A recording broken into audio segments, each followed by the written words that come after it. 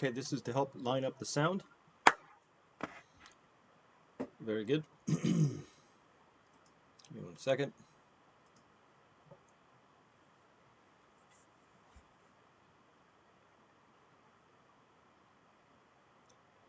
Hello everyone, this is Dr. Chris Martinson, and I'm here to produce a special video for you to explain the coronavirus. And I'm doing this for my good friend Fernando Gonzalez, and in conjunction with my good friends Kim Kiyosaki and Robert Kiyosaki as well. So this is to help you understand what the coronavirus is and how you can get through this period. It's going to be very, very challenging. There will be large economic impacts and of course a very large health impact. So let's talk about the health impacts and let's get started. First, what is COVID-19? That's the official name of this coronavirus. It is a virus. It's not a bacteria. And the viruses, this is a picture of what it would look like here. Very, very tiny, and this one attacks the lungs, it attacks the heart, it attacks kidneys and testes in men, and it's novel. All right, that means that humans had never been exposed to it before November 2019, and because it's novel, we don't have any antibodies for it. We don't have anybody who's got an immunity to this, and so it has a chance of sweeping right through the whole population. And it's a coronavirus, which is a family of viruses, and in that same family is SARS, which is the one that came around in 2002, and MERS, Middle East Respiratory Syndrome, that one. And these were both very bad, very deadly viruses, but didn't have the capability of becoming a pandemic like COVID-19 as it's named, or the novel coronavirus. This is a really very nasty virus, and so you need to take it seriously, and I want to talk about that. The reasons you need to take it seriously are these. First, it has a very high serious complication and fatality rates. It's got both of those, very high. Up to 15% of all people who become infected, they require hospitalization. And 5% of all infected people become critically ill. They go into the ICU, the critical care units, right? The intensive care units, and they have to go on ventilators and those things that help you breathe. So this is 5% of all, is very bad.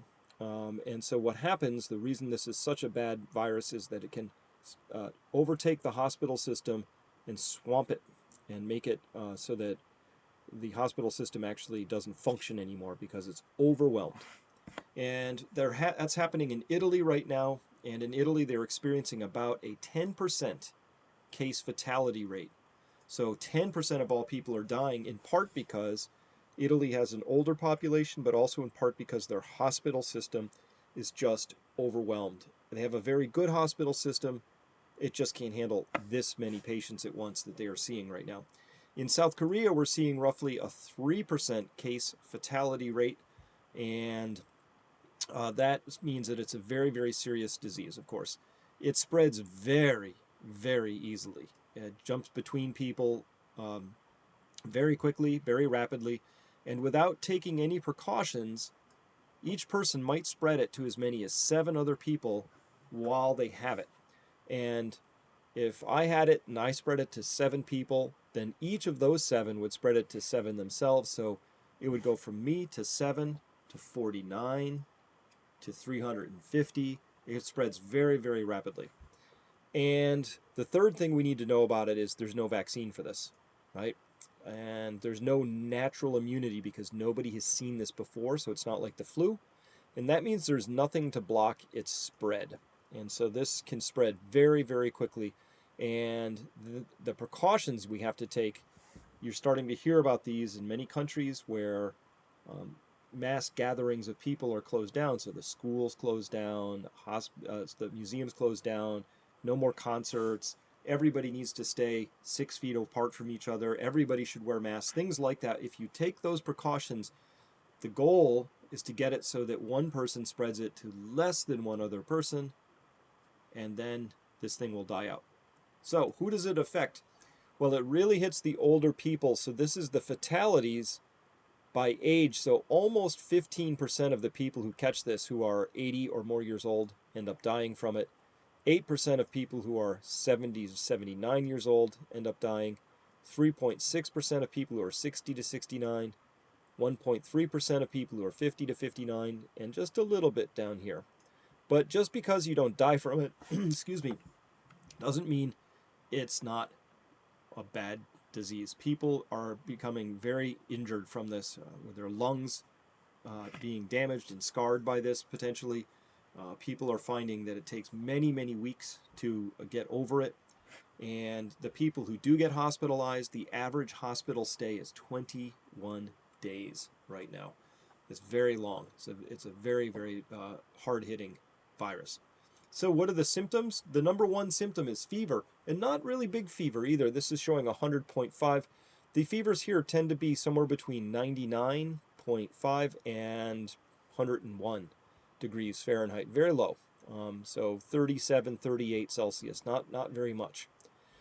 Second, people report being tired or fatigued and just really very low energy. That's a big symptom of this, just like the flu as well. And if you get to shortness of breath, that's a bad sign, and it means that it's moved into your lungs, and that's where it does most of its damage, of course. And people who have all of these symptoms still might treat at home, depending on how bad they are, and most people will treat at home. Remember, if 15% of the people require hospitalization, 85% don't. So a lot of people get it and have very mild symptoms. Other people have very, very hard symptoms, but they don't have to go to the hospital. Other people do need to go to the hospital. And the last symptom is a cough, but it's a dry cough. So you're not coughing up mucus and phlegm. So this is just a dry cough, and that's a pretty strong signal. And if you have all of these symptoms, there's a pretty good chance that you've got it. This is something that we have to take very seriously. It's not the flu.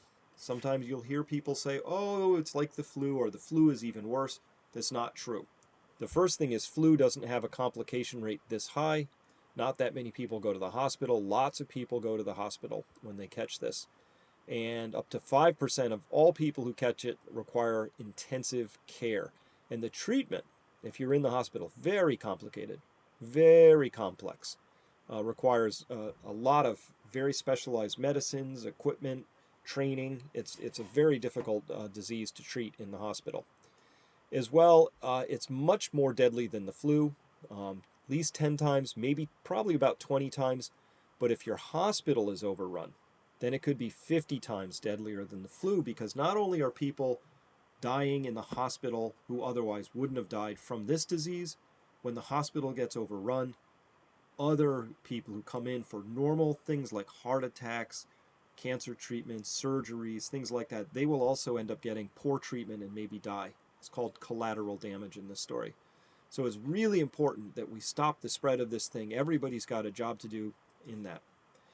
The thing that makes this one much worse than the SARS or the MERS or other flus and other coronaviruses is that it spreads what's called asymptomatically, and that's bad.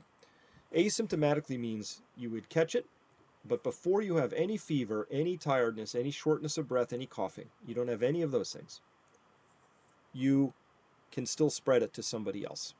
And that's what makes it so hard to stop, because all the other ones that we talked about so far, you only really spread them when you have symptoms. So if you feel bad, you feel lousy, you have a fever, you wouldn't go out and spread that. It's very easy to know that you're not going to spread that. But here, you don't know if you're spreading it. And you don't know if somebody else is spreading it, because without testing, you won't know that. And a lot of places still aren't testing all the way and aren't testing well. So without testing, the only way to defeat this is you have to treat as if everybody has it. And that's a really hard way to live life, but that's how it has to be until we get a little bit better at this in terms of testing. And as well, it spreads by droplets. That's normal. Somebody sneezes, coughs, and a droplet comes out and lands on a surface. Somebody touches that surface, then they rub their eyes, or they touch their face, and then they get it. But it also spreads by aerosols, which means little tiny droplets that float around in the air for a while. It looks like they can stay in the air for maybe up to about 3 hours is what the data says right now. So because it spreads by droplets and aerosols, you have to take extra precautions, particularly if you're treating somebody at home who's got this. the aerosols means you always have to wear um, eye covering as well as a mask for your mouth and nose. As well, it has a really long incubation period, up to 24 days, but really the average incubation period is 5 to 7 days. That means if you get exposed and you're going to get sick from this, 5 to 7 days later you'll start getting symptoms, but it could be up to 24 days. Very rarely, but it does happen. So the current self-isolation protocol, if you think you got exposed and you want to make sure you don't have it so you don't spread it, you have to self-isolate for 14 days. And if you really want to be sure you don't have it, you have to make that 24 days. But right now, most countries in the world are saying you have to self-isolate for 14 days to be sure you don't have it. Of course, you don't want to spread this to people you love. You don't want to give it to grandma, to grandpa. And if you got to know that it's really difficult not to do that because you might not know that you have it. That's what the asymptomatic period means. Finally, the good news in this story is that the kids really are spared. There's, I don't believe, any deaths anywhere in the world right now from anybody who's under the age of 11 at this point in time. And so when we look back at this chart right here, we see it.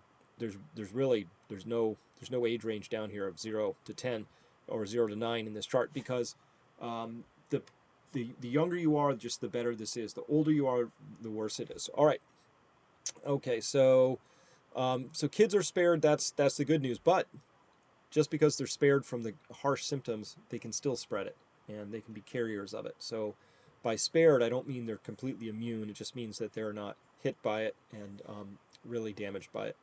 So to avoid spreading it, it's pretty simple actually. Everyone has to wear a mask, and if everybody's wearing a mask, then this person might be sick, this person isn't, this person isn't, this person is, and then this thing will stop because the point of a mask is so that the sick person, when they cough or they sneeze, those droplets are caught in the mask and they don't go floating around in the air. So if everybody's wearing a mask, that's when we're safe. Everybody has to be wearing a mask. Everyone, okay? So to avoid becoming infected, what do? Well, the first thing you do is you avoid all gatherings, really large or small. You just avoid gatherings, okay? Once everybody's wearing a mask, we can relax this a little bit. But if everybody isn't wearing a mask, you can't be within 6 feet of people, and you shouldn't be in a crowd ever, okay? You have to treat sick people as if they're shedding aerosolized droplets. Why? Well, because they are.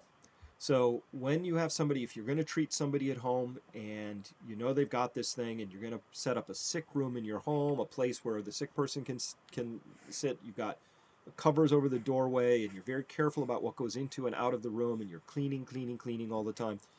But when you're in that room with that person, you should be wearing both a face mask and eye protection too. That's goggles, that's wraparound glasses, something, because those aerosolized droplets can come into the eye and you can get infected through the eyes. All sick people, whether they're in your house or outside of your house, they have to wear a mask at all times. No exceptions. It's really important that you catch those droplets and aerosolized pieces as they're coming out of their mouth, not trying to clean them once they've settled all over the house, okay? So all sick people, if anybody's sick, they always wear a mask, all the times. And then you've got to clean. You got to decontaminate all surfaces that might be touched before anyone can touch them, right? So this is doorknobs in particular, common surfaces, counters, anything where people tend to touch and where some of these viruses may settle onto that. I want you to trust yourself, really, though. If you feel like something is not quite right, I call this spidey senses, like Spider-Man. If your spidey senses are tingling, then heed them. If you feel like you shouldn't be in a crowd because you're worried people might be sick there, then just do that. Just trust yourself, okay? And then you wash your hands, okay? You wash. So soap is very good at destroying this virus.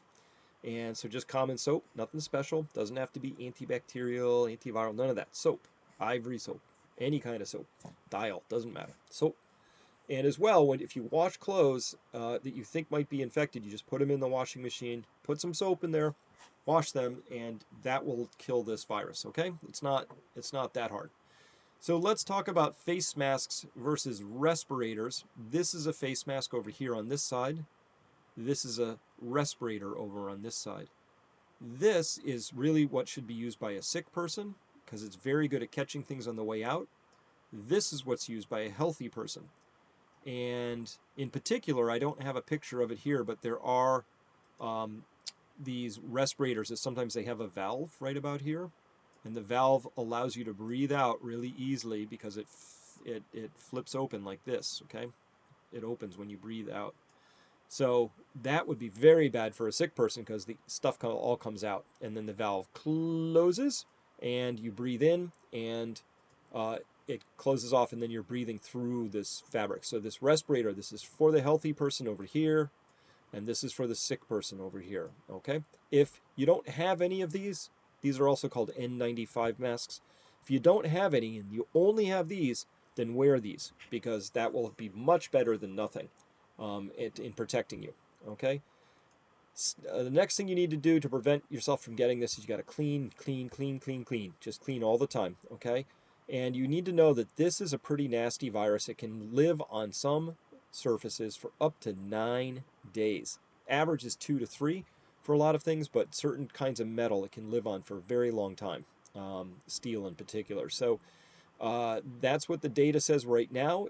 Very rare that it lasts for 9 days, but you clean, you clean, you clean, and you clean with things like Clorox. Okay, 1/2 cup per gallon. That gives you a very good concentration, and then you can use that to clean. And this works very well at killing this virus.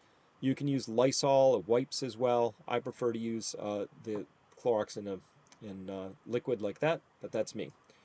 So what do given all of this, and this is going to be a very bad virus, it's going to be with us for a long time, and it's probably going to be about 18 months or 2 years before we really are out of this, until a vaccine comes along. It's going to take a long time for a vaccine. Maybe one comes sooner, we hope, but you got to be ready for a good long time. So what are our endorsed personal actions at Peak Prosperity? And you can come to peakprosperity.com where we have a big list about all of these things. First, I want you to prepare your household, okay? You need to buy extra food in case you go into quarantine, in case you can't get out for food. So buy food, have that stored. We recommend a deep pantry. Just buy what you already eat, but have more of it at home, okay? Get masks if you can. You'll make them if you can't.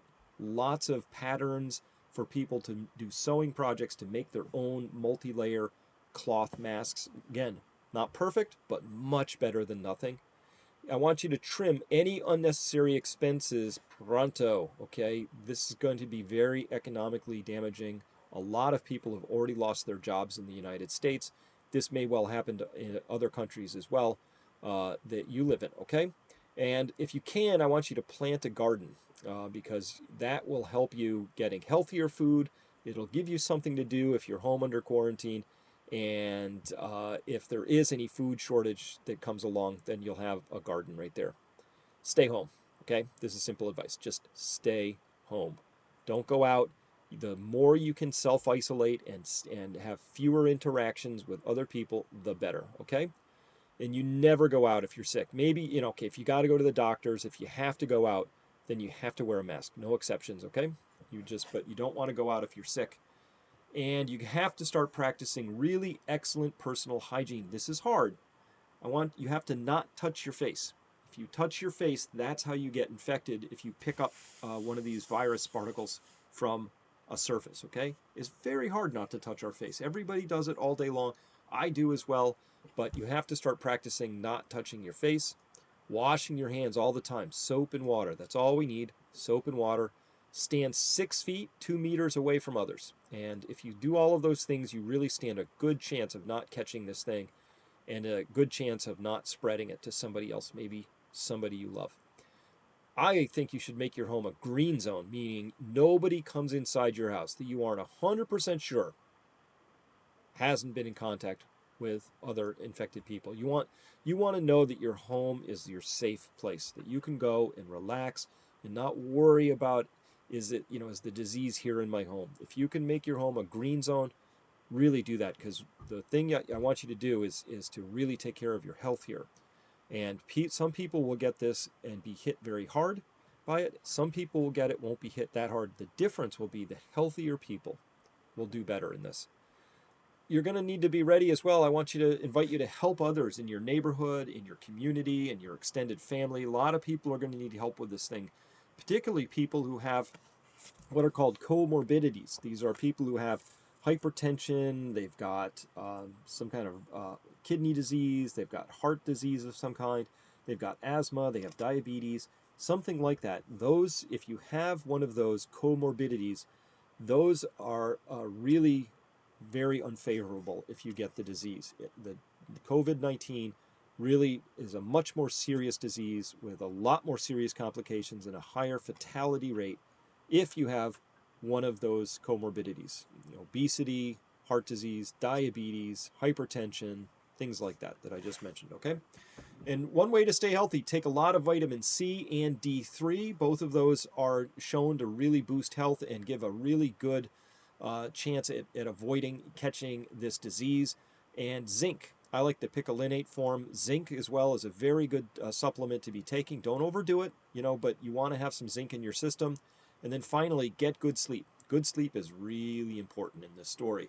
And if you do all of these things, you will stand a good chance of not catching this disease and helping to not spread it, because that's what we have to do. All of us are in this together. We have to work very hard not to spread this disease any faster than it can, because we have to give our healthcare system and our hospital workers a chance to keep up with this disease, because it's really very, very hard on the system, and it's a very difficult disease once it sweeps into your community.